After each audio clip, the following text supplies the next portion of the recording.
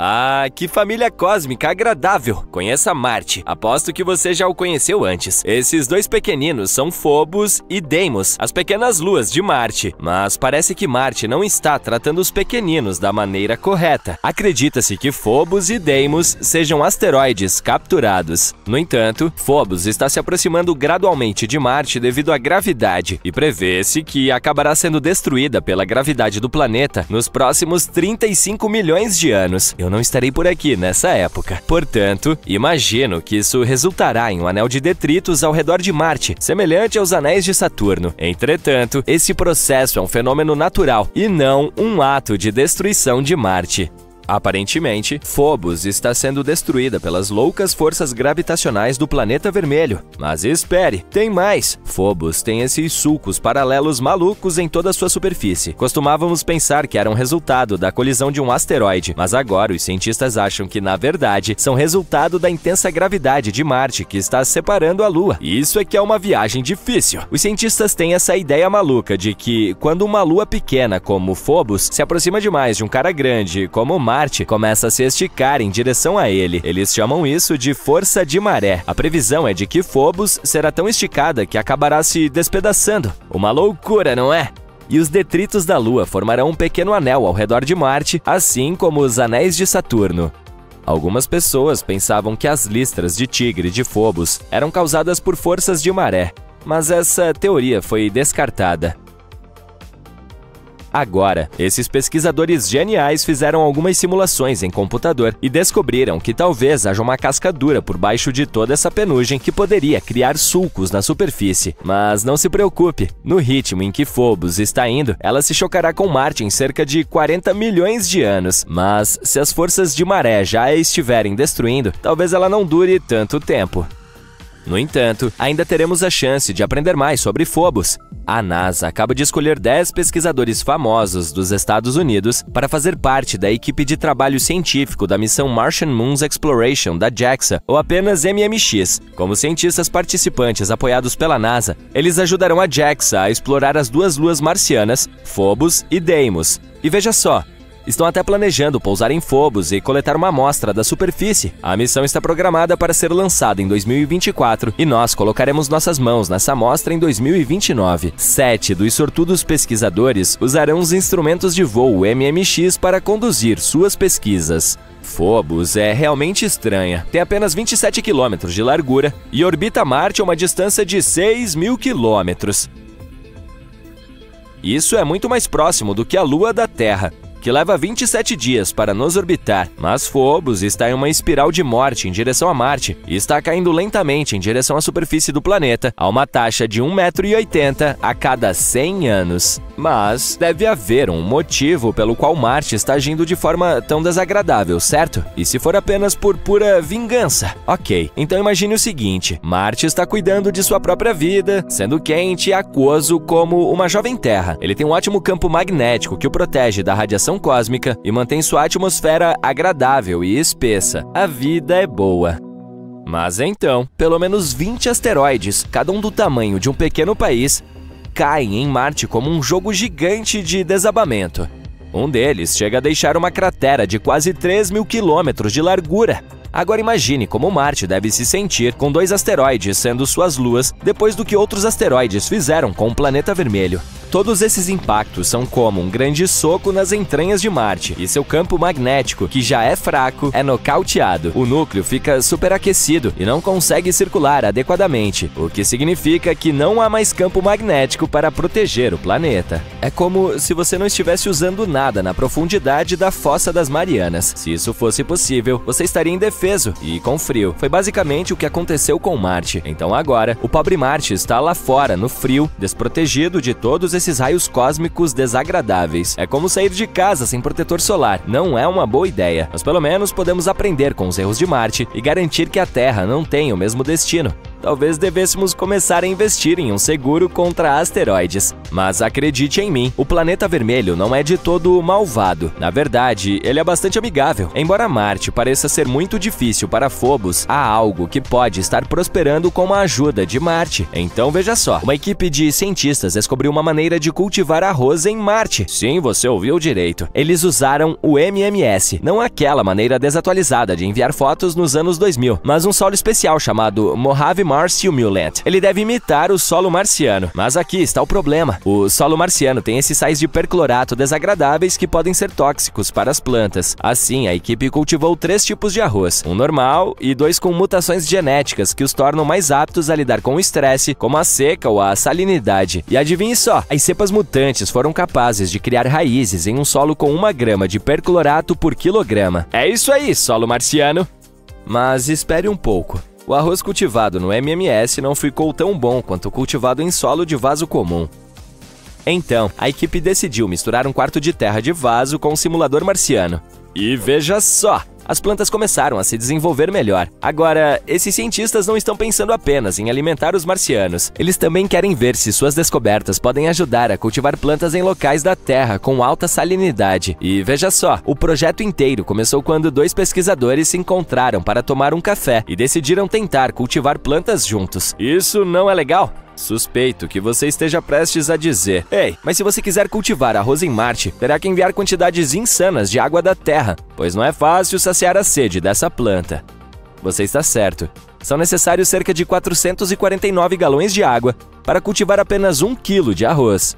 Mas adivinhe só, os cientistas acabaram de fazer um anúncio inovador na Conferência de Ciência Lunar e Planetária, no Texas. Eles encontraram uma geleira remanescente perto do Equador de Marte. É isso mesmo, há gelo de água em Marte, mesmo perto do Equador. Essa é uma grande notícia e pode significar que há ainda mais gelo logo abaixo da superfície. Não se trata de uma geleira qualquer, mas de uma geleira remanescente que, segundo estimativas, tem 6 km de comprimento e até 4 km de largura. Isso é como o tamanho de uma cidade pequena.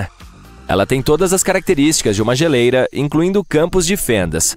Mas veja só, na verdade não é gelo, é um depósito de sal que se formou sobre a geleira, preservando sua forma.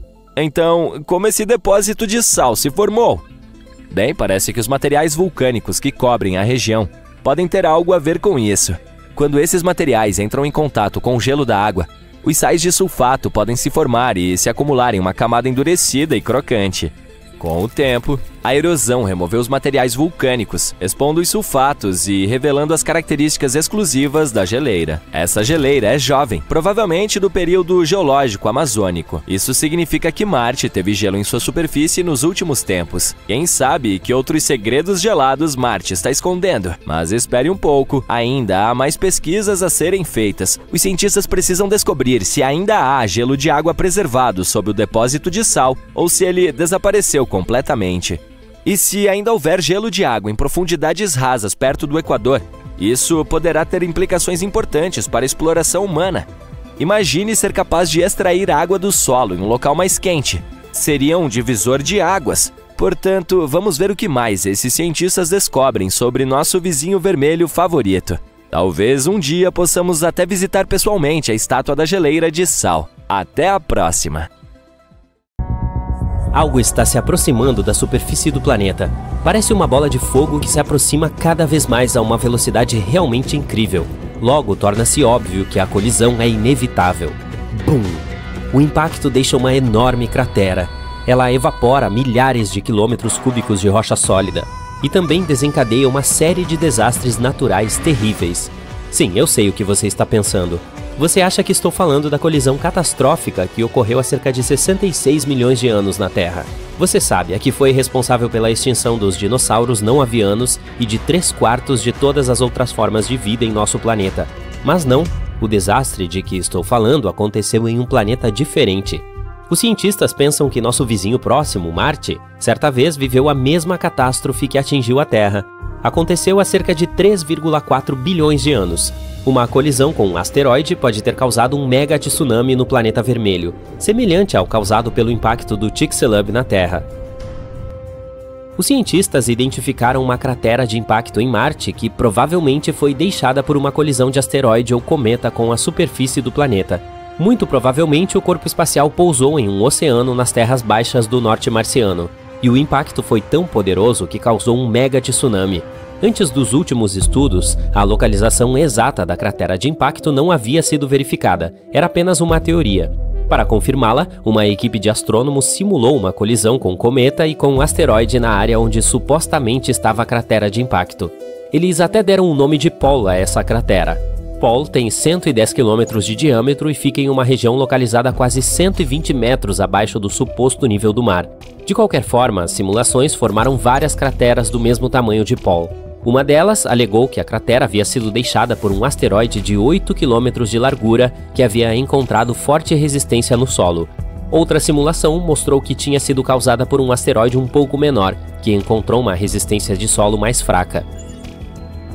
Mas, de acordo com ambas as simulações, a cratera de impacto tinha quase 110 km de diâmetro, e a colisão produziu mega tsunamis a até 1,5 km de distância do centro do local do impacto. As simulações também ajudaram cientistas a estimar a altura do tsunami. Tinha cerca de 250 metros de altura, quase tão alto quanto a Torre Eiffel. Os autores do estudo também sugerem que a cratera Paul pode ser semelhante à cratera de impacto de Chicxulub em nosso planeta. Acredita-se que o asteroide Chicxulub, como o conhecemos agora, tenha vindo dos confins do Sistema Solar. Este corpo espacial tinha pelo menos 10 km de diâmetro. Ele caiu nas águas rasas do mar perto da península de Yucatán. O impacto foi tão poderoso que deixou sua assinatura em toda a face do planeta. Em 2021, pesquisadores descobriram que a colisão havia esculpido mega-ondas na crosta terrestre na região da moderna Louisiana Central. Um estudo ainda mais recente sugere que o asteroide também provocou um tsunami tão devastador que corroeu os sedimentos do fundo do mar a meio mundo de distância. A equipe de cientistas fez um modelo dos eventos dos primeiros 10 minutos após o impacto, que mostrou que o asteroide havia produzido ondas até 30.000 vezes maiores do que um dos maiores tsunamis já registrados, o do Oceano Índico, que atingiu a Indonésia em 2004. A colisão deslocou tanta água que criou uma onda de quase 1,5 km de altura. Isso é como 2 Burj Khalifas, que é a construção mais alta do mundo, empilhados um em cima do outro. E é claro, todo aquele lugar vazio não ficou vazio por muito tempo. O oceano jorrou de volta para encher a cratera, mas no processo apenas ricocheteou da borda da cratera, o que produziu ainda mais ondas. Depois disso, ondas de tsunami com mais de 10 metros de altura viajaram ao redor do mundo a uma velocidade de 1 metro por segundo, golpeando todas as linhas costeiras em seu caminho. Imagine um prédio de 3 andares correndo até você. Não é de se admirar que as ondas maiores e mais rápidas ocorreram perto da área de impacto nas águas abertas do Golfo do México. Essas subiram mais de 100 metros de altura, o que é mais alto do que a Estátua da Liberdade, e se moveram a uma velocidade 10 vezes maior do que as ondas mais distantes do tsunami. Mas de volta ao planeta vermelho, alguns especialistas pensam que não um, mas 2 megatsunamis podem ter acontecido. Eles podem ter sido desencadeados por um par de impactos de meteoros separados por vários milhões de anos. Entre estas duas colisões, Marte passou por um período de mudanças climáticas. Como resultado, a água líquida em sua superfície se transformou em gelo. Em outras palavras, o primeiro impacto de asteroide muito provavelmente produziu ondas compostas de água líquida. E o segundo tsunami foi provavelmente formado por pedaços arredondados de água gelada. A propósito, o maior asteroide que já caiu na Terra pode não ter sido, na verdade, o que acabou com os dinossauros. Uma colisão muito mais catastrófica provavelmente aconteceu há cerca de 3,5 bilhões de anos. Novas evidências científicas encontradas no noroeste da Austrália sugerem que o asteroide de que estou falando tinha de 19 a 30 quilômetros de diâmetro. Ele atingiu a Terra a uma velocidade imensa, liberando uma quantidade de energia inimaginável. Isso me faz pensar, e se algo assim acontecesse hoje em dia? Mais de 30.000 objetos que estão circundando a Terra hoje em dia podem potencialmente se chocar com o nosso planeta. A NASA considera que cerca de 1.500 deles são potencialmente perigosos. Estas rochas espaciais são os restos deixados depois que o Sistema Solar foi formado há cerca de 4,6 bilhões de anos. Por exemplo, em 2004, astrônomos descobriram um enorme asteroide próximo à Terra. As primeiras observações mostraram que a chance de a rocha espacial atingir nosso planeta era inferior a 3%. O asteroide foi chamado de Apophis. Tem mais de 360 metros de diâmetro e pesa cerca de 20 milhões de toneladas. Ele deve atravessar o céu em 13 de abril de 2029. Apophis passará a uma distância de 30 mil quilômetros da superfície terrestre. Mas mesmo que esta rocha espacial possa não atingir nosso planeta em 2029, isso não significa que não retornará 15 anos mais tarde, em 2036. Se um objeto desse tipo atingir nosso planeta, as consequências serão imprevisíveis. Elas podem variar desde vidros estilhaçados e janelas quebradas, até a maioria das formas de vida sendo varridas da face da Terra. E isso provavelmente afetará a internet. Esse último pensamento é verdadeiramente assustador, mas felizmente as tecnologias modernas provavelmente nos ajudarão a evitar quaisquer consequências catastróficas. Especialistas desenvolveram várias maneiras de evitar que um filme de desastres na vida real aconteça. Por um lado, poderíamos usar uma nave espacial para tirar de seu curso este visitante do espaço sideral, ou poderíamos de alguma forma explodi-lo em pedaços. Os cientistas também poderiam retardar a rocha com a ajuda de luz solar concentrada, ou as pessoas provavelmente poderiam desviá-la com um trator gravitacional, que é uma nave espacial teórica capaz de influenciar objetos no espaço sem tocá-los. Nos filmes de ficção científica, um enorme asteroide muitas vezes se esgueira na Terra e acaba sendo uma surpresa desagradável para os astrônomos. Ele se choca com o nosso planeta a uma velocidade vertiginosa e é descoberto apenas semanas, ou até mesmo dias, antes da colisão. Na realidade, os cientistas estão constantemente observando todos os grandes objetos na vizinhança terrestre. Isso significa que haveria muito tempo para fazer algo antes que o inevitável acontecesse. Há 3 tipos de missões que os cientistas podem preparar com pouca antecedência. Tipo 0, quando uma nave espacial pesada se precipita em direção ao intruso com um único objetivo, derrubá-lo de seu curso. Neste caso, os astrônomos teriam que contar com as informações já disponíveis. A missão tipo 1 envolveria um olheiro. Ele seria lançado primeiro para obter mais informações de perto sobre a rocha espacial. Somente depois disso, a nave espacial principal seria lançada. Com informações mais precisas, sua jornada seria muito mais produtiva. E se os cientistas escolhessem a missão tipo 2, enviariam um olheiro e uma pequena espaçonave ao mesmo tempo. A espaçonave desviaria o asteroide para fora do seu curso. Então, o olheiro reuniria todas as informações necessárias. Com base nestes dados, a espaçonave terminaria seu trabalho com um segundo round mais mirado. Se nenhum desses métodos funcionasse, poderíamos tentar ir fundo no subsolo ou mesmo construir um abrigo no fundo do oceano. Mas neste caso, precisaríamos encontrar fontes de energia que poderiam nos ajudar a sobreviver por pelo menos várias décadas. Além disso, teríamos que criar um sistema de suporte de vida que pudesse, de alguma forma, manter o ar e a água frescos.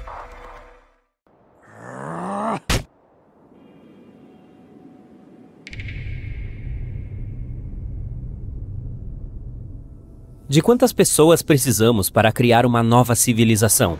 E não na Terra, mas em Marte, e em condições limitadas. Se criarmos essa colônia e enviarmos as pessoas para lá, que problemas elas enfrentarão? Como poderão sobreviver tão longe de casa sem qualquer apoio? Um estudo científico recente lança luz sobre essas questões. Então vamos dar uma olhada. Ok, então você quer colonizar Marte. Bom, não é uma tarefa fácil. Marte é o 4º planeta mais distante do Sol e o 7º maior do Sistema Solar. Esse solitário vermelho é muito parecido com nossa Terra. Além disso, antes de se tornar um deserto sem limites, ele poderia até mesmo ter se parecido com a Terra agora. Milhões de anos atrás, havia água, oceanos, plantas e, quem sabe, talvez até vida. Não é de admirar que a colonização desse planeta seja um assunto antigo pra gente. O SpaceX afirma que sua proposta de nave espacial interplanetária poderia desembarcar 100 pessoas a Marte. O proprietário da empresa, o bilionário Elon Musk, falou sobre a criação de uma frota que poderia fornecer um fluxo constante de recursos a Marte. Mas quão realistas são todas essas fantasias? Na verdade, não muito. Antes de enviar pessoas a Marte, precisamos resolver uma série de questões. Por exemplo, exposição à radiação, solo tóxico, baixa gravidade, baixas temperaturas e toda sorte de outras coisas desagradáveis. E é apenas o começo. Serão necessárias pelo menos algumas décadas para criar um veículo que possa realmente pousar com sucesso em Marte e voltar. Mas vamos fazer uma experiência e imaginar que finalmente decidimos colonizar Marte. Como as coisas vão acontecer? Recentemente, os cientistas publicaram um novo estudo sobre esse tema, chamado Número Mínimo de Colonizadores para a Sobrevivência em Outro Planeta. O autor é Jean-Marc Salotti, professor do Instituto Politécnico Nacional de Bordeaux, na França. Seu artigo foi publicado na revista Scientific Reports. Como você deve ter adivinhado, o estudo estava tentando descobrir como poderíamos colonizar outro planeta. De quantos recursos precisamos? Como deve viver essa colônia? Que tipo de trabalho deve fazer e quanto tempo tudo isso levará? E, é claro, de quantas pessoas exatamente precisamos? Vamos tentar responder. Agora, imagine que nos mudamos para um futuro maravilhoso. Bem, na verdade não. Um futuro terrível, de fato. Em seu estudo, Salotti sugeriu que a vida na Terra estava ameaçada por algum evento catastrófico. Portanto, a única maneira de a humanidade sobreviver seria ir a Marte ou a algum outro planeta. Nesse cenário imaginário, infelizmente, a entrega de insumos provenientes da Terra foi interrompida, ou até mesmo cessou. Agora, a colônia tem que se sustentar de alguma forma. Bem, aqui é onde já tropeçamos em um monte de problemas.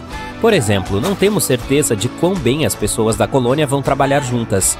Será que se comunicarão umas com as outras como seres humanos normais? Será que compartilharão tempo e recursos como deveriam? Os seres humanos estão constantemente arruinando as coisas para outros seres humanos. Eu posso até apostar que foi culpa deles o fato de termos que fugir para Marte. Mas mesmo que a gente deixe isso de lado, que tal pensar questões organizacionais? Que equipamento teremos? O que vamos usar para extrair recursos? De que habilidades precisaríamos? Sabe de uma coisa? Quem se importa? No nosso caso, essas coisas não importam. Tudo o que sabemos é que a colônia não dispõe de muitos recursos e equipamentos iniciais, e o fator humano é absolutamente imprevisível. Assim, as chances de sobrevivência são muito baixas, mas temos que sobreviver de alguma forma. Nesse caso, Salotti descreve duas coisas que terão um enorme impacto em nossa sobrevivência, e elas são essencialmente variáveis em uma equação matemática. A primeira é a disponibilidade de recursos locais. Basicamente, significa água, oxigênio e todos os tipos de elementos químicos úteis. Esses recursos devem ser de alguma forma minerados e fáceis de usar. Felizmente não estamos começando do zero, já sabemos muito sobre Marte. Quais são os recursos existentes? Como eles podem ser utilizados para suporte de vida, agricultura e produção industrial? A colônia tem sorte, pois tudo isso foi estudado em vários seminários e publicado em relatórios e livros ao longo dos últimos anos. Graças a esse cenário, sabemos o que estará disponível para a nossa colônia. Por exemplo, temos conhecimento de que os gases podem ser extraídos da atmosfera e os minerais do solo. Em Marte, poderíamos providenciar coisas como ferro, vidro e até mesmo compostos orgânicos. O problema mais importante aqui é a vida útil dos equipamentos dos nossos novos marcianos, que terão que conseguir o maior número possível de materiais antes que as ferramentas se quebrem. Mantê-las em boas condições será quase a tarefa mais importante. A segunda coisa é a capacidade de produção, ou a velocidade do trabalho. Temos uma lista específica de coisas que precisamos fazer, construir algumas ferramentas, por exemplo. E tudo isso deve ser produzido em quantidades suficientes antes do prazo limite. Salotti diz que a coisa mais importante será o chamado fator de compartilhamento. Imagine uma pessoa tentando sobreviver em Marte. Ela teria que fazer todas as tarefas por conta própria. Precisaria encontrar ou construir seu próprio sistema de abastecimento de água potável, de oxigênio e de geração de eletricidade. Já vimos no filme O Marciano como isso aconteceu. A tarefa não foi nada fácil. Sempre não há tempo suficiente, e tudo isso é demais para uma só pessoa lidar, a menos que você seja Matthew Damon, é claro. Portanto, surpreendentemente, precisamos de uma colônia bastante grande. Isso distribui de forma significativa o fardo.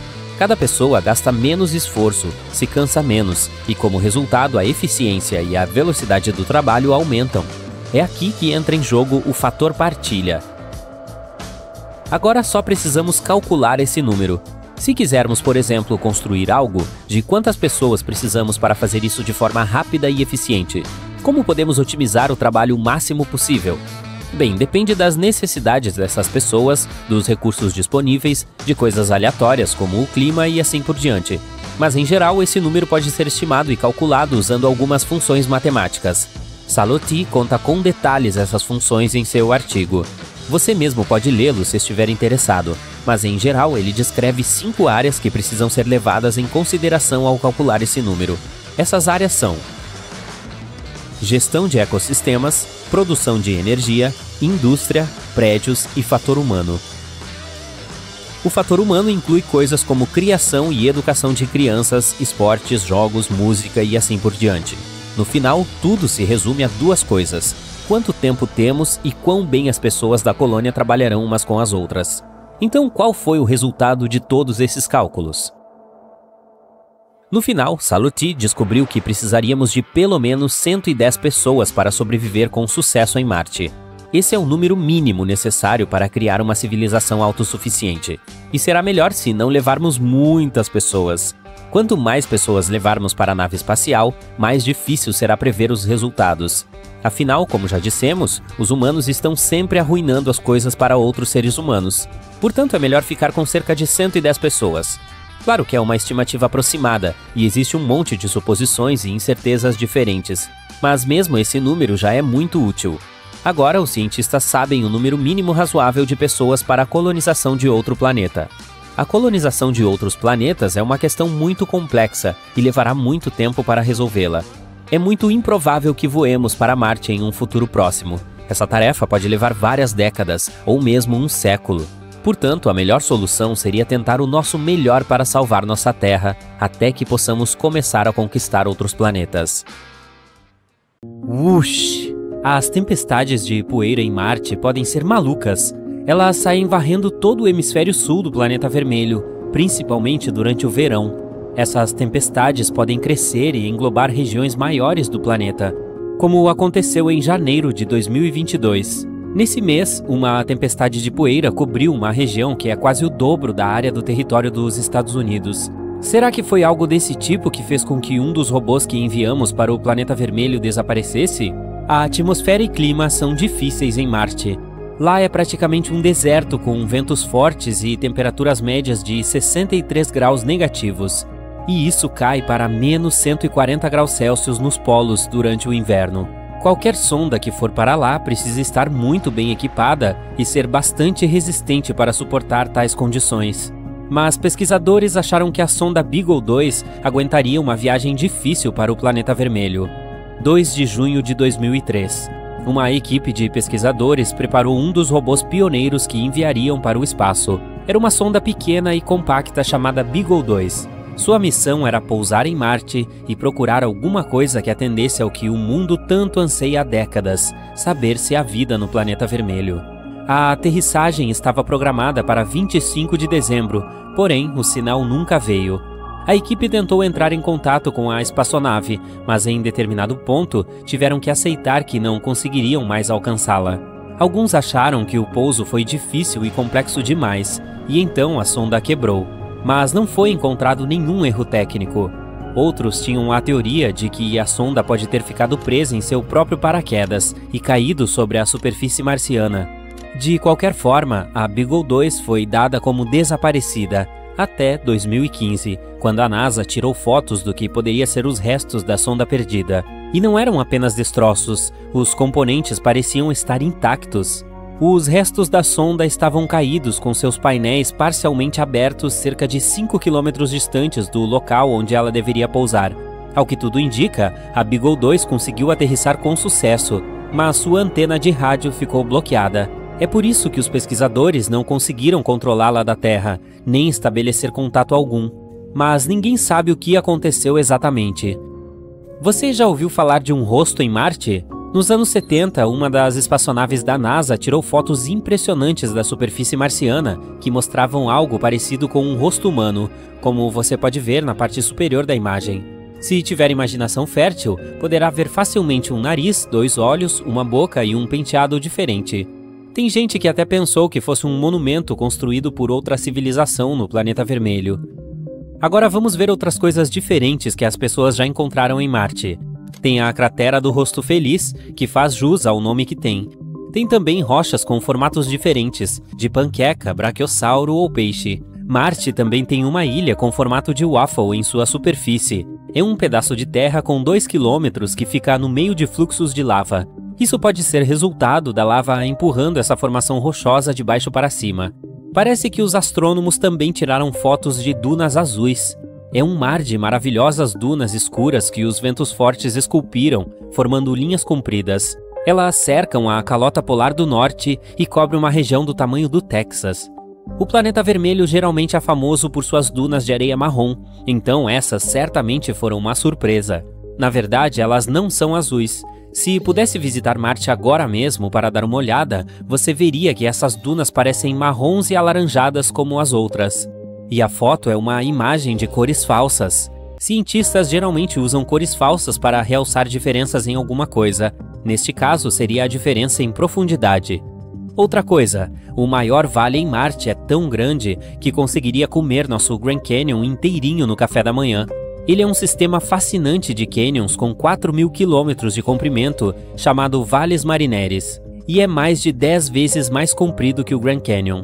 Se fosse possível esticar este canyon marciano, ele preencheria os Estados Unidos inteiro, de ponta a ponta. Como o Marte não possui placas tectônicas ativas, ninguém sabe ao certo como esse canyon se formou. Uma teoria diz que a cadeia de vulcões que fica do outro lado de Marte, aqui inclui o Monte Olimpo, curvou a crosta a partir do lado oposto do planeta. Essa força poderosa causou rachaduras na crosta marciana e também ativou quantidades enormes de água que ficavam sob a superfície. Essa água emergiu e esculpiu a rocha. A força ativou as geleiras também, e elas provavelmente abriram novas passagens nesse gigantesco sistema de canyons. Os vulcões da superfície de Marte podem ter entrado em erupção cerca de 50 mil anos atrás, apesar de as erupções mais poderosas terem acontecido há 3 ou 4 bilhões de anos. O planeta, no entanto, não possui vulcões ativos hoje.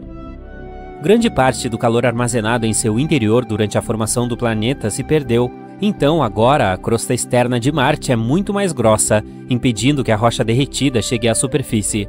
Mas muito tempo atrás, erupções formaram vulcões gigantes, e esses vulcões tiveram um papel importante no derretimento de depósitos de gelo que liberaram enchentes de água na superfície marciana.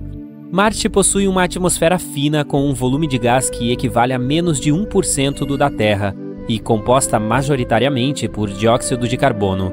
Mas 4 bilhões de anos atrás, o planeta era muito mais quente e úmido do que é agora.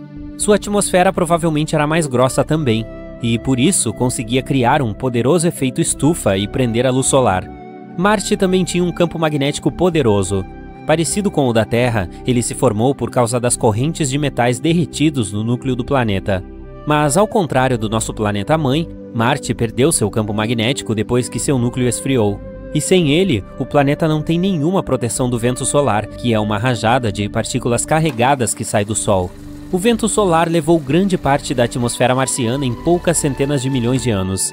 É isso que torna essas poderosas tempestades de poeira ainda mais intensas. Marte tem uma história fascinante. A julgar pelas geleiras do planeta, ele provavelmente passou por muitas eras do gelo, assim como a Terra. Uma equipe de pesquisadores obteve imagens de cerca de 60 mil rochas marcianas. As rochas são de tamanhos diferentes e estão distribuídas aleatoriamente, o que significa que provavelmente se formaram em diferentes eras glaciais. As geleiras escondem algumas histórias também. Quem sabe que tipo de gases, rochas ou até micróbios poderiam estar presos lá dentro? Se pudesse entrar em uma máquina do tempo e pará-la 4 bilhões de anos atrás, em Marte, é claro, você provavelmente veria cenas espetaculares de alagamentos. Quem sabe houvesse até algum tipo de forma de vida na superfície do planeta. Um forte impacto de meteorito que formou a cratera Gale em Marte pode ter impulsionado esse mega alagamento. Após a colisão, as temperaturas do planeta ficaram insanamente quentes. Isso causou o derretimento de todo o gelo que estava armazenado na superfície na época.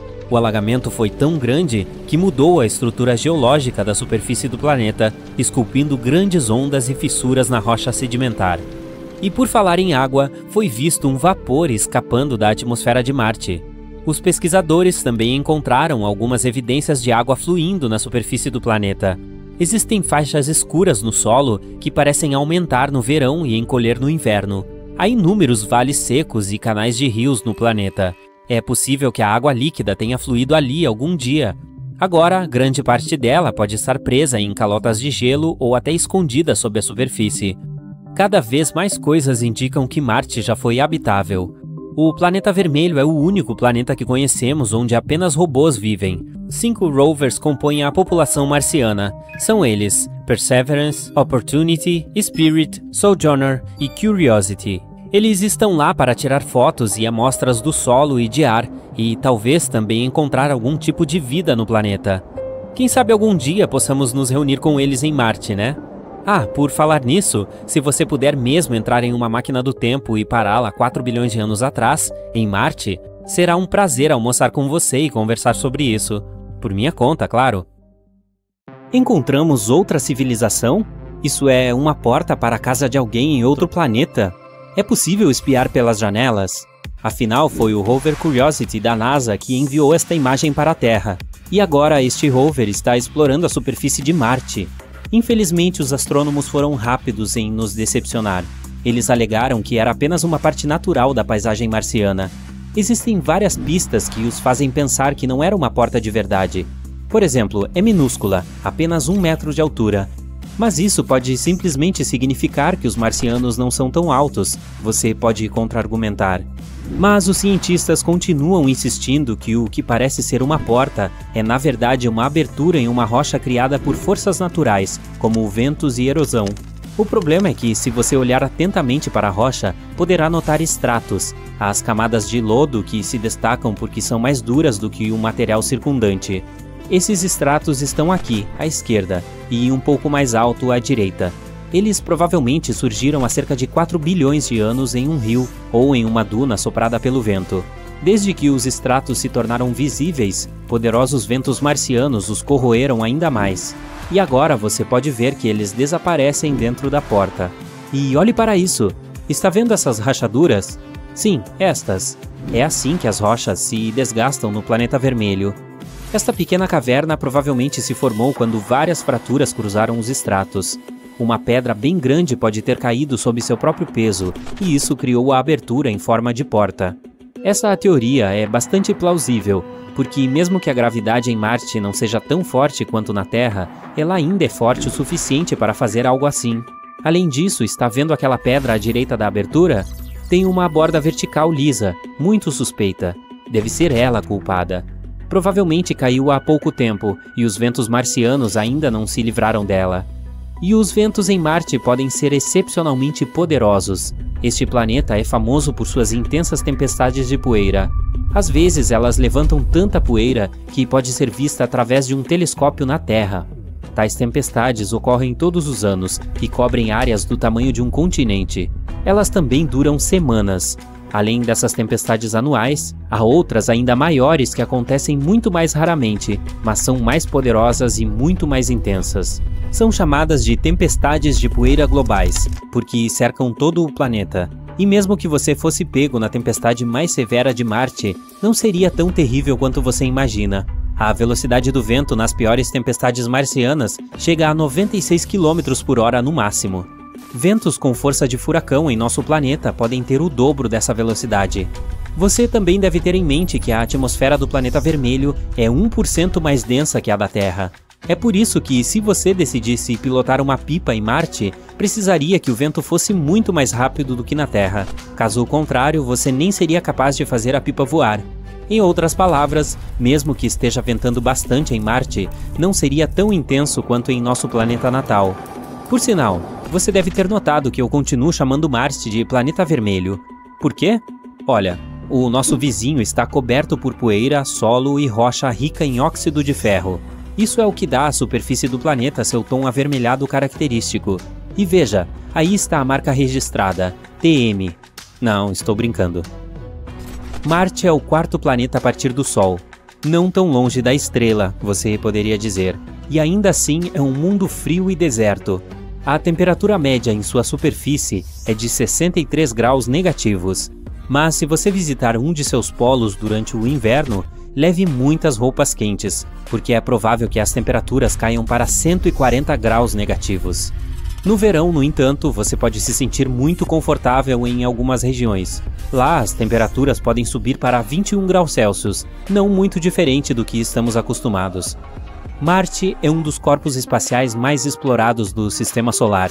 No momento, a NASA tem 2 rovers vagando pelas paisagens vermelhas, Curiosity e Perseverance. Há também um módulo de pouso chamado InSight e o helicóptero Ingenuity, apelidado de Genie.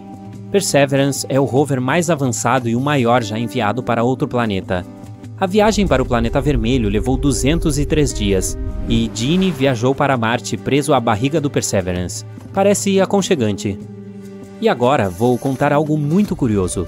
Digamos que você seja uma pessoa da Babilônia que viveu há cerca de 5.000 anos. A Babilônia era um império na antiga Mesopotâmia. Enfim, seu vizinho vem até você e pergunta: que dia é hoje? E o que você responde? É dia de Marte. Espere, o quê? Quando os antigos babilônios criaram a semana, decidiram dividi-lo em 7 partes. Cada dia recebeu o nome de algum corpo espacial, como a Lua, o Sol, Vênus e assim por diante. Dia de Marte era a terça-feira. Os babilônios acreditavam que cada um desses objetos espaciais influenciava suas vidas no dia em sua homenagem. E como Marte era de cor vermelha, eles os associaram à agressão. É por isso que, às terças-feiras, eles tinham cerimônias especiais para evitar a influência do planeta hostil. Na verdade, Marte pode parecer hostil para um viajante cansado. Sua atmosfera é muito fina. O volume dela é de apenas 1% da atmosfera da Terra. Em outras palavras, há 99% menos ar para respirar no planeta vermelho. A atmosfera marciana é composta principalmente de dióxido de carbono. Em concentrações tão altas, é tóxico para nós humanos. E se você estivesse procurando um pouco de oxigênio para respirar em Marte, sairia de mãos vazias. Há apenas 1/10 de 1% de oxigênio no ar do planeta vermelho. Isso definitivamente não é o suficiente para você sobreviver lá. No momento, Marte tem 2 luas, Deimos e Phobos. Os astrônomos acreditam que podem ser asteroides capturados no campo gravitacional do planeta. As luas têm a forma de batata. Isso porque a massa delas é muito pequena para que a gravidade lhes dê uma forma esférica. Batatas, hein? Talvez elas devessem ser renomeadas para purê e gratinada. Um dia, Marte receberá seu próprio anel. Isso pode acontecer nos próximos 20 milhões a 40 milhões de anos. O incrível estará lá? Fique ligado. As forças gravitacionais de Marte destruirão a maior lua do planeta, Phobos. Ei, realmente vai virar um purê. Alguns pedaços da antiga Lua cairão em Marte, e outros se separarão e criarão um anel ao redor do planeta. Este anel poderá existir por pelo menos 100 milhões de anos. A superfície de Marte é cortada por um enorme sistema de canyons conhecido como Vales Marineris. Parece nome de um molho para macarrão. Se fosse na Terra, se estenderia de Nova York até a Califórnia, mais de 4.800 quilômetros. Em sua parte mais larga, o maior cânion de Marte tem 322 quilômetros e atinge 6 metros em seu ponto mais profundo. Se você ainda tem dificuldades em imaginar o tamanho desse fenômeno natural, aqui está.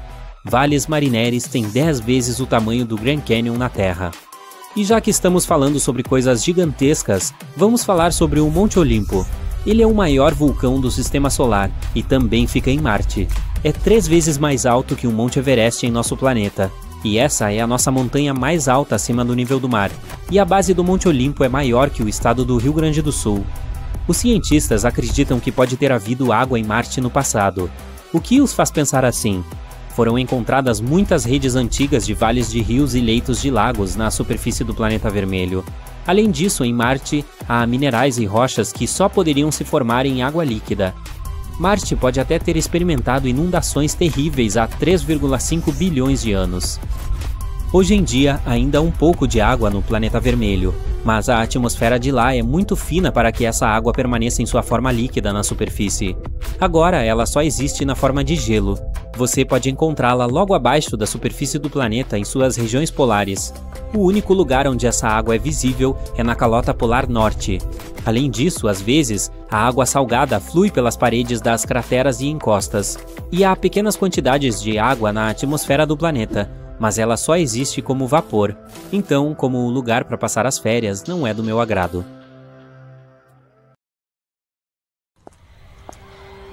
Milhões de pessoas em todo o mundo saem às ruas, sobem em telhados para ver o incrível fenômeno cósmico. Um planeta bem ao lado da Lua, grande e vermelho. No início, todos ficam animados. Marte aparece do nada, causando um efeito estranho na humanidade. Assim como a Lua pode afetar o estado psicológico e físico de algumas pessoas, a visita inesperada de Marte está fazendo com que as pessoas se comportem de maneira bastante estranha. Todas as noites, o céu é iluminado pela luz branca da Lua e pelo brilho vermelho de Marte. Muitas pessoas têm uma espécie de insônia instantânea. Algumas até param de tomar café, pois não sentem mais sono. Marte traz energia e um pouco de selvageria para as pessoas, as faz rir mais e até enlouquece alguns indivíduos. Todos começam a sair de casa com mais frequência e curtir o céu noturno. Alguns dias depois, todo mundo pode ver que Marte está ficando maior. Os cientistas anunciam que o planeta vermelho está se movendo lentamente em direção à Terra. Uma colisão é inevitável. Os terráqueos têm apenas alguns anos restantes. Há alguns meses, um enorme asteroide colidiu com o planeta vermelho com tanta força que Marte saiu de sua própria órbita e começou a vagar por aí. A chance de Marte chegar perto da Terra sempre seria muito alta. 3 segundos após o anúncio, a notícia se tornou viral e o pânico se instalou. A situação está cada vez pior. Quanto mais Marte se aproxima, mais as pessoas são fisicamente afetadas. Centenas de vídeos aparecem mostrando simulações da colisão entre Marte e a Terra, e nenhum com um final feliz. Quer ver o que acontece?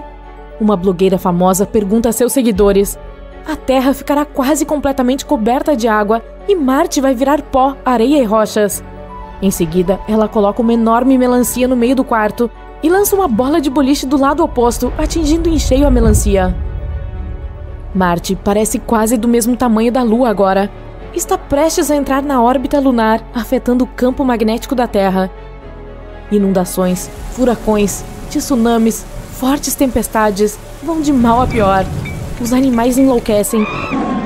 Os pássaros não migram mais para o sul. Auroras boreais aparecem no Caribe. As notícias afetam a economia. As pessoas deixam de ir trabalhar. Por que não o fariam?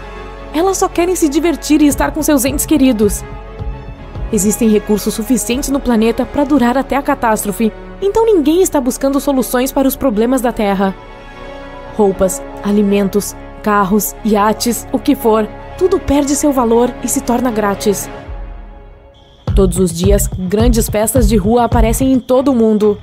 As pessoas decidem viver seus últimos meses em paz e harmonia. A catástrofe global está unindo a humanidade como nunca antes. Para sair em grande estilo, os terráqueos se unem na organização de um grande show de rock. O gigante vermelho destruindo nosso lindo planeta azul. Sim, rock and roll é a trilha sonora perfeita.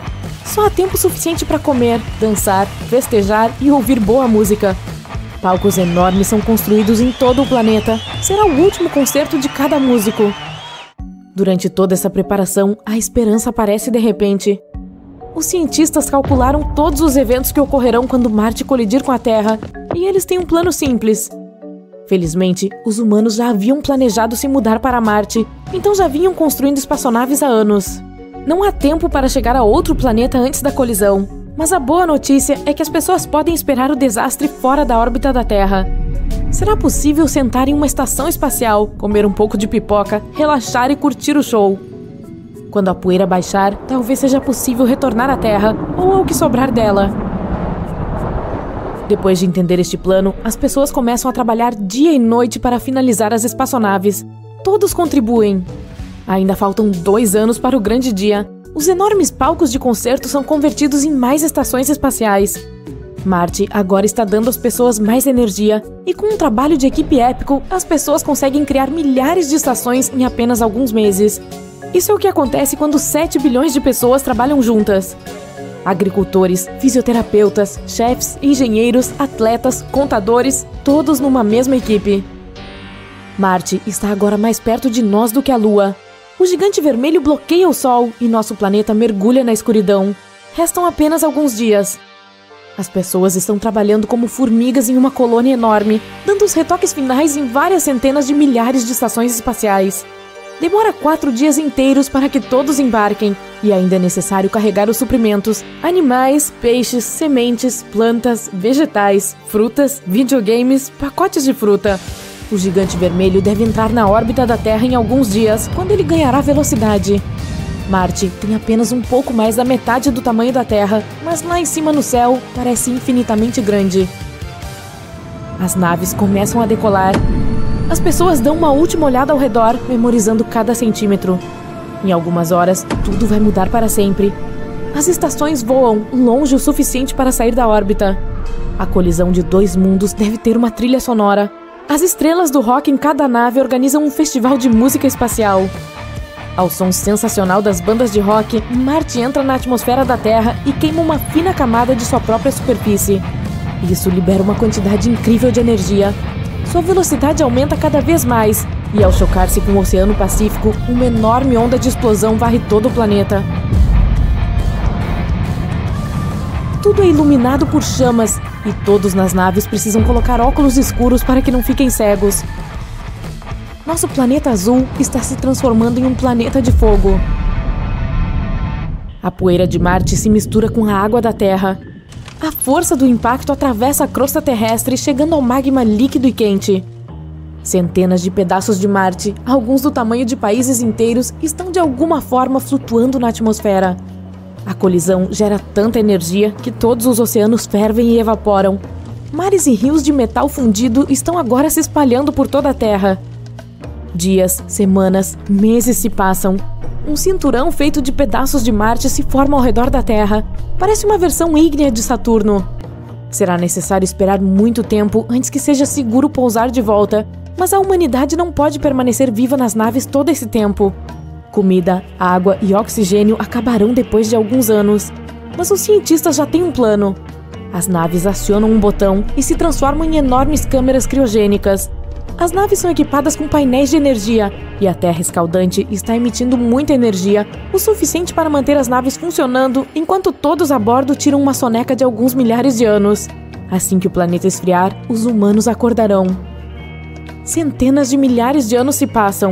Um dia, os alarmes disparam simultaneamente em todas as naves. As pessoas acordam lentamente. Seus corpos estão exaustos, mas depois de alguns bilhões de xícaras de café, todos estão prontos para seguir em frente. Lá embaixo na Terra, novos continentes deveriam ter se formado e a atmosfera provavelmente será diferente. O planeta pode ter perdido sua órbita original, então pode estar girando em um ângulo diferente. As estações, como costumávamos conhecê-las, se foram. Toda a água da Terra evaporou nas primeiras horas, mas havia enormes geleiras em Marte que poderiam ter derretido com o impacto. Marte pode ter compartilhado sua água com o nosso planeta. As nuvens de poeira e sujeira já devem ter se acomodado, e o solo deve estar muito bom para o cultivo. Todo aquele magma provavelmente expeliu um monte de minerais e produtos químicos úteis. Vai ser difícil, mas a humanidade de alguma forma deve se adaptar à nova Terra. As pessoas estão prontas para tudo. Todos os terráqueos correm para as janelas mais próximas para ver como seu amado planeta se parece depois de todos esses séculos. Onde ele está?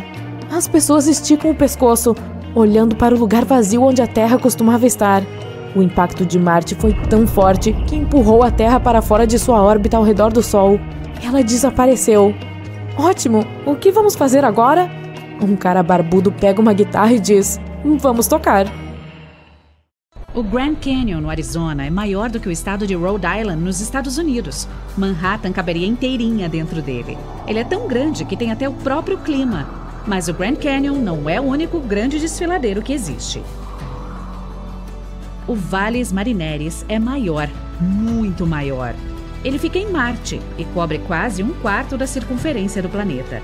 É 10 vezes mais longo que o Grand Canyon e tão profundo que você poderia pular de paraquedas dentro dele.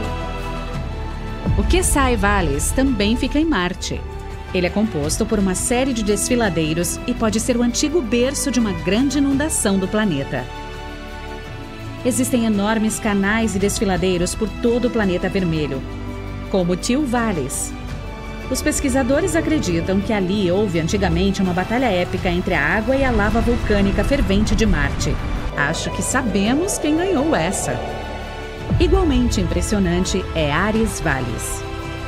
É o mais antigo sistema de drenagem conhecido. Pode ser estranho pensar em Marte como tendo grandes cursos de água, rios e planícies alagadas. Mas nos primórdios, o planeta pode ter tido um clima quente e úmido. Agora, tem apenas cânions secos até onde a vista alcança. O Ítaca Casma parece uma cicatriz gigante na lua Tétis de Saturno. Ele é 4 vezes mais longo que o Grand Canyon e cerca de 3 vezes mais profundo, e tem bilhões de anos de idade.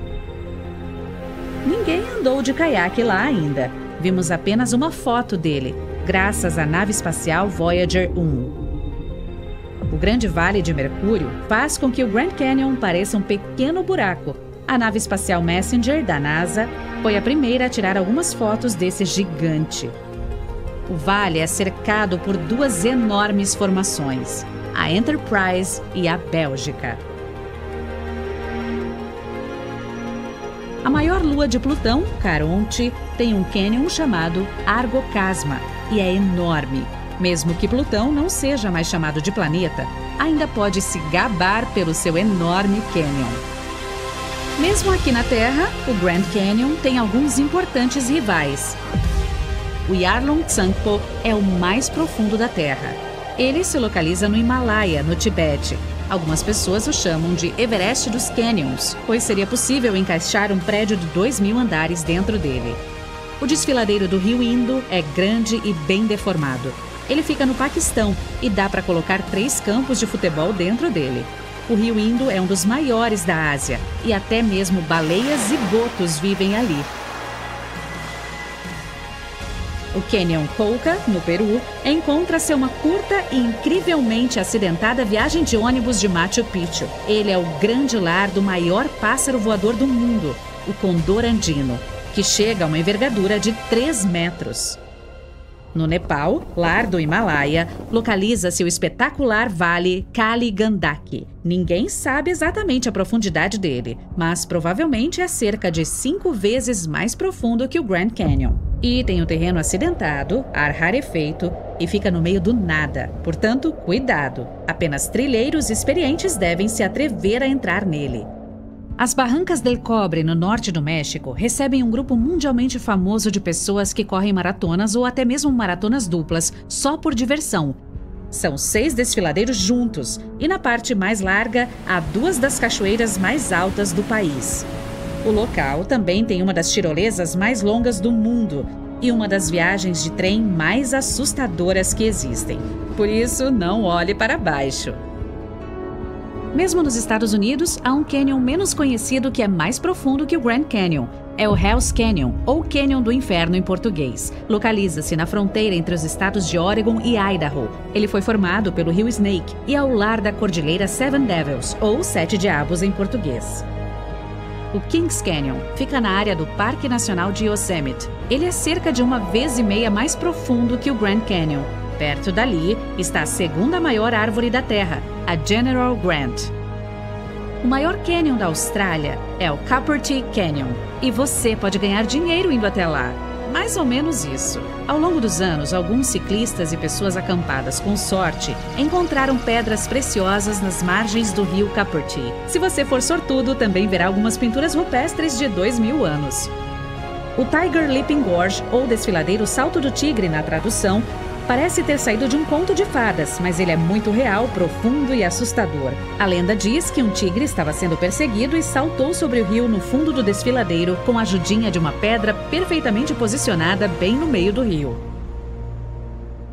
O Grande Vale do Rift é 15 vezes maior que o Grand Canyon. Então, ele tem mais de 3.000 quilômetros de comprimento. Atravessa 2 continentes e é o berço de cerca de 30 lagos. Dá até para vê-lo do espaço. Então, se você estiver flutuando pelo cosmos, dê uma conferida nele. O Canyon de Cotahuasi é fundo, muito fundo. É possível fazer atividades radicais como rafting, caiaque, trilhas para caminhada e aparentemente os mosquitos são bastante radicais lá também.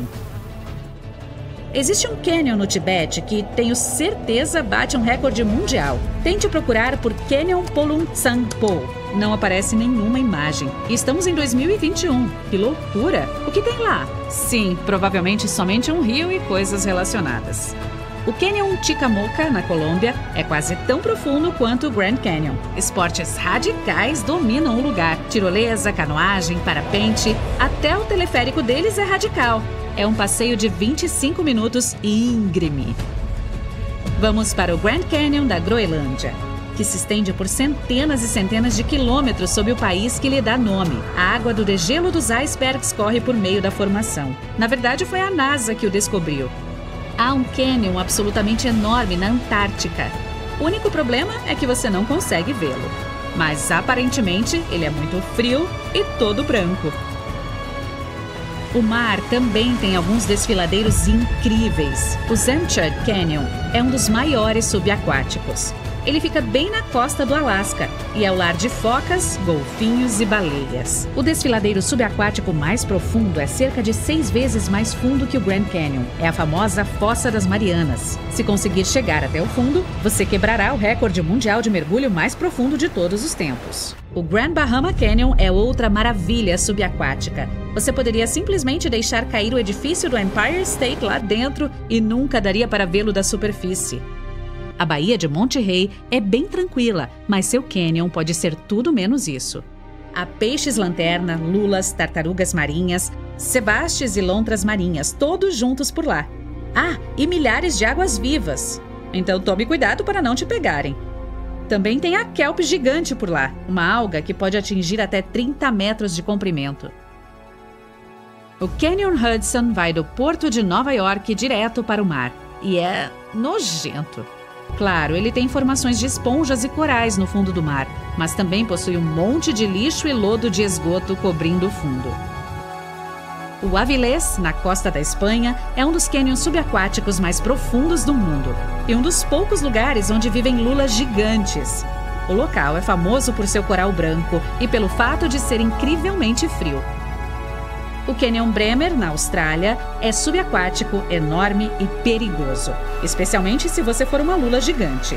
Ela é o lanche favorito da orca local, o enorme mamífero marinho com um apetite monstruoso. A formação natural é um importante destino turístico atualmente, especialmente para quem quer tirar uma foto das mais de 100 orcas que ali vivem. O Canyon de Nazaré fica perto de Portugal. Trata-se do maior desfiladeiro submarino da Europa e tem cerca de 5 quilômetros de profundidade, o que equivale a 6 dos edifícios mais altos do mundo. Nele se formam ondas altíssimas, por isso se tornou um paraíso para o surf de ondas grandes. O Canadian Arctic Rift System é enorme. Ele vai do Mar Labrador até o arquipélago Ártico e liga os oceanos Ártico e Atlântico. Então imagine isso. A Groenlândia ficava esmagada contra o Canadá há alguns milhões de anos. Graças a este sistema de fenda, a ilha está lentamente se afastando.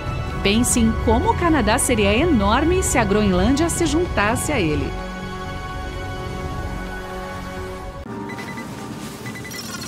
Você acorda na sua casa ultramoderna, sai na varanda e admira a incrível tempestade de areia à distância.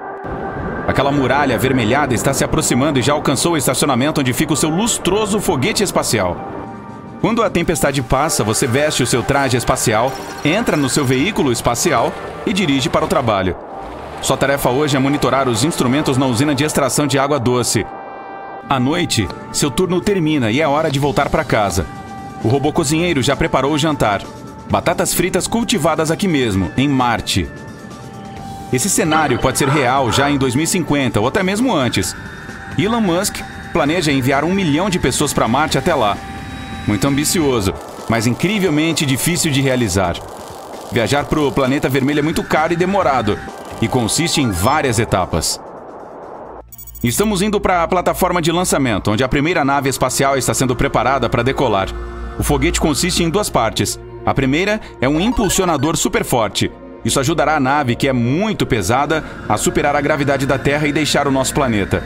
Ele deve levá-la até ela entrar em órbita, então desacoplar e pousar de volta por aqui. Nesse momento, a espaçonave tem que pairar em órbita, já que esgotou quase todo o seu combustível durante a decolagem.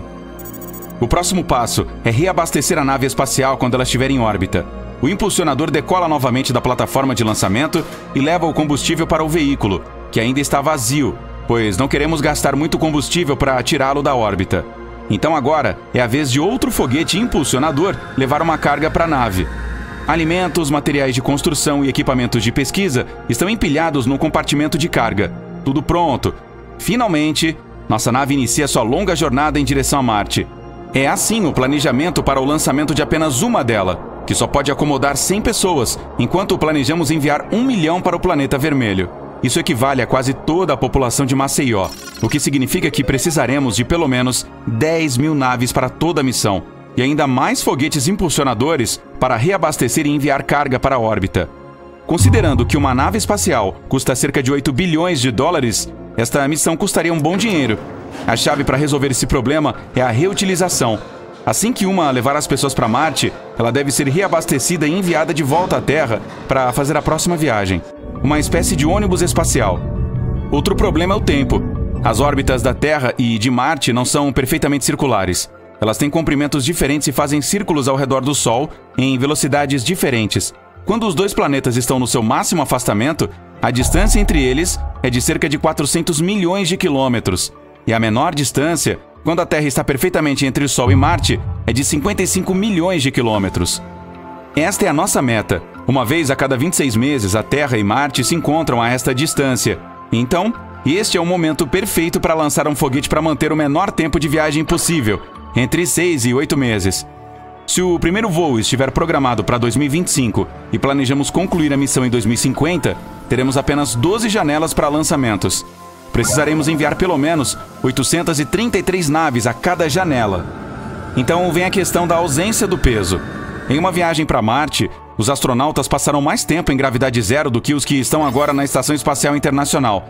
Sem gravidade, os músculos enfraquecem. Até a distância entre as vértebras aumenta ligeiramente.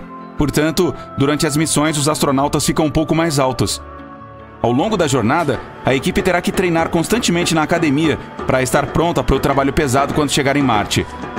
Além das naves com tripulantes a bordo, também as de carga serão necessárias. Quando as pessoas chegarem ao planeta vermelho, precisarão construir uma cidade inteira do zero. Materiais de construção, ferramentas, máquinas. O peso de carga que o veículo espacial pode levar a bordo é de cerca de 75 toneladas. Isso dá cerca de 30 carros SUVs. Portanto, precisaremos de vários deles para obter tudo o que precisamos. Isso dobra o custo de toda a missão. No entanto, há uma maneira mais barata de chegar a Marte: a estação Gateway, na Lua. Ela é tipo a EEI, só que orbitando nosso satélite natural. E também terá muitos módulos para astronautas. Salas de estar, locais para armazenamento, docas para naves e unidades de pesquisa. A questão toda é que é muito mais fácil para uma espaçonave ser lançada de uma estação como essa, pois não há gravidade. E então, ela não precisa usar uma quantidade gigante de combustível para deixar a atmosfera da Terra. A construção da EEI custou cerca de 150 bilhões de dólares. E a Gateway poderia ser ainda mais cara, mas isso deve poupar dinheiro no futuro. A pequena espaçonave Orion levará os astronautas da superfície até a estação. Então, após a preparação, eles farão uma longa viagem até Marte. Vamos avançar um pouco no tempo.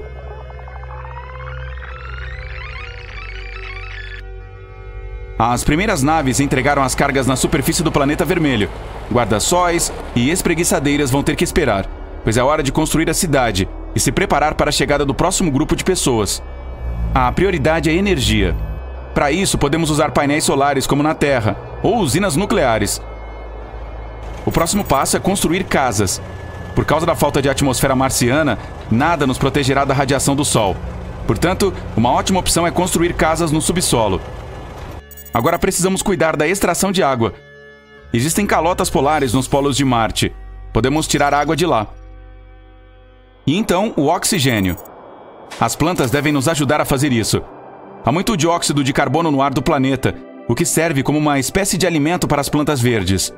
E como um produto residual, elas liberarão oxigênio. Tudo o que precisamos fazer é coletar esse oxigênio e usá-lo para respirar.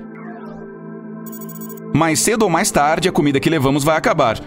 Portanto, teremos que cultivar alimentos. Isso requer fertilizantes e estufas. Agora que todo o resto está resolvido, a principal tarefa é produzir combustível para os veículos em Marte e para os foguetes voltarem para casa. Ele pode ser extraído do dióxido de carbono da atmosfera e da água. Tudo isso deve ser feito em condições completamente desconhecidas. A gravidade em Marte é 3 vezes mais fraca do que aqui. Você conseguirá pular mais alto e levantar objetos mais pesados, mas a exposição prolongada a essa gravidade fraca pode prejudicar nossos corpos. Agora que existe uma cidade inteira na superfície do planeta, é hora de transformar Marte em algo mais confortável, parecido com a Terra. Isso é chamado de terraformação. É necessário aumentar a pressão na atmosfera para que a água possa existir lá, não apenas como vapor ou gelo, mas também na forma líquida. Também é preciso aumentar a temperatura na superfície. O objetivo é ficar em torno de 20 graus. No momento, está em cerca de menos 63 em média. Então, entra a necessidade de uma camada de ozônio, como na Terra. Ela irá proteger da radiação solar. Finalmente, pode-se começar a criar a biosfera, que consiste em todos os organismos vivos, plantas e animais. Aos poucos, Marte começará a se parecer com a Terra nos seus melhores anos. Para tudo isso, os cientistas encontraram muitas soluções. Por exemplo, um asteroide grande poderia ser largado na superfície de Marte. Isso aqueceria a atmosfera e levaria mais água e gás para lá. O planeta também pode ser povoado por diferentes bactérias. Em laboratórios na Terra, os pesquisadores simularam as condições da superfície de Marte e perceberam que muitas bactérias podem sobreviver lá. Enquanto viverem, elas podem liberar oxigênio e outros gases no ar. Além disso, é possível construir biodomos, espécies de estufa com as condições favoráveis. A vida se desenvolverá neles e o solo de Marte gradualmente se tornará adequado para a vida. E uma das maneiras mais fáceis é o efeito estufa. Na Terra, ele contribui para o aquecimento global, mas em Marte, as emissões de gases dos carros e fábricas podem ajudar a criar uma atmosfera. De maneira otimista, pode levar de 300 a 1000 anos para mudar a cara do planeta vermelho. Outros cientistas dizem que levaria milhões de anos. Só então os humanos finalmente poderão tirar seus trajes espaciais e máscaras de oxigênio e chamar Marte de casa.